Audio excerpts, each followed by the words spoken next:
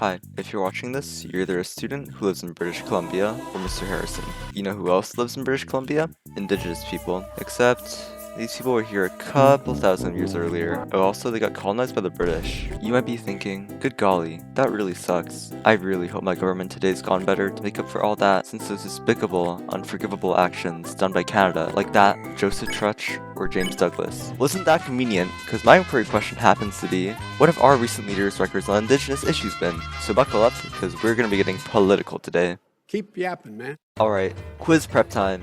So 4 quotes are going to show up on the screen, and with each one, I want you to think about which Canadian leader in history said it. But don't worry, because 2 of these I'm about to cover, and the other 2 we've already gone over, so just keep your answers in mind until the end of the video.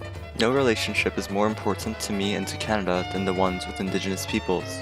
The Indians really have no right to the lands they claim.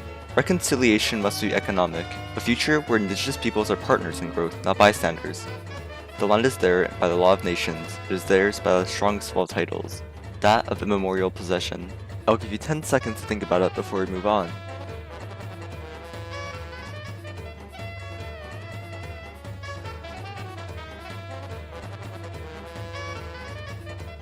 Got it? Great, because it's time to talk about... The year is 2015. The Chinese stock market just crashed, Uptown Funk was just released, but more importantly, the Liberals just had a huge comeback in the box office, and Justin Trudeau is in business, baby. Now, if you're remotely into Canadian politics, you may have heard some unsavory things about Trudeau lately, but does this translate to his policies on Indigenous issues? Well, let's look around and find out.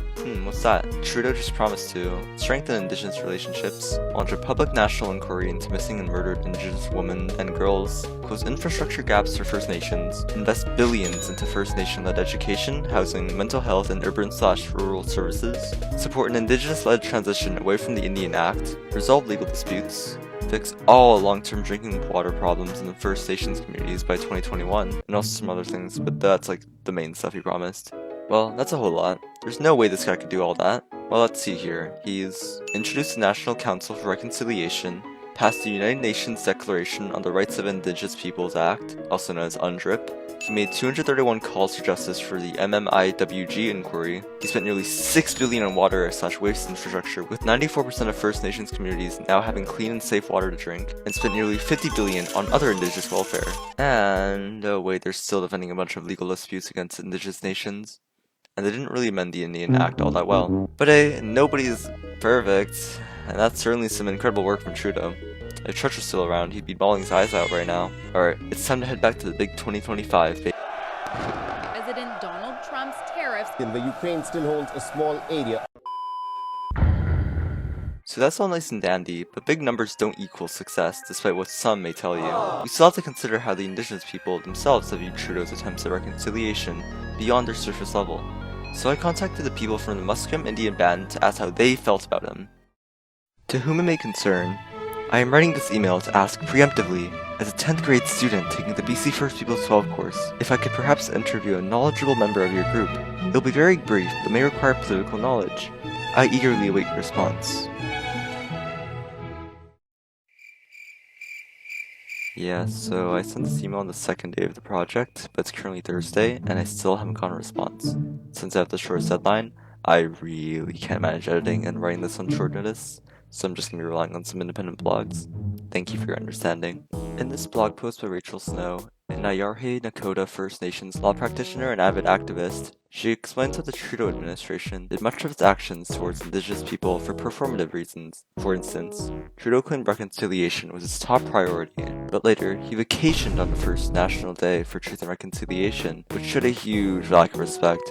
This made people like Rachel ask, was Trudeau taking a victory lap for Canada's genocide? She also emphasizes that the unmarked graves at the Kamloops residential school site were found by not the TRC, but First Nations groups, as the commission was underfunded and unsupported by the federal government, leaving First Nations to do all the work by themselves. Also, instead of dismantling oppressive systems, the government pushed incremental reforms that preserved colonial structures and watered down Indigenous sovereignty, like rushing a bunch of legal stuff without proper consultation. Reflecting on some more blogs, which I unfortunately won't be able to cover in depth, saying mostly similar things, but to varying degrees of criticism, it does turn out that despite all the surface level funding, numbers, and all the things that Trudeau and his party have said, Indigenous communities believe they still have much to do in order to achieve real reconciliation, which brings me to his successor. It's been less than half a year, but it seems like Carney's already shown some very promising commitments to Indigenous people so far. Within the first 9 days of his election, he held a meeting with the leaders of the First Nations, Inuit, and Métis, discussing partnership in building a unified Canadian economy and elevating Indigenous voices in national decisions. Oh, and Mark even gave them all his personal number. In the past few months overall, he's doubled the Indigenous Loan Guarantee Program from $5 billion to $10 billion, with him emphasizing the importance of Indigenous partnership for major resource and energy projects. On National Indigenous History Month and Indigenous Peoples Day, he spoke out about reaffirming commitments to reconciliation, TRC calls to actions, MIWG calls for justice, and UNDRIP implementation. However, somewhat expectedly, he also has already faced a bit of criticism, with the recent summit of just a few days ago involving over 250 First Nations leaders and rights holders, having a select few of the leaders arguing that the meeting was a facade, being public relations engagement with no opportunity to meaningfully influence their act since it was already passed. Although Carney later clarified, this was never a consultation. This was not a consultation today. This is engagement. But interpret that however you want, because I'm actually not 100% sure that was actually Carney saying that, because there's only 2 articles in this meeting, and none of them actually specify who said that!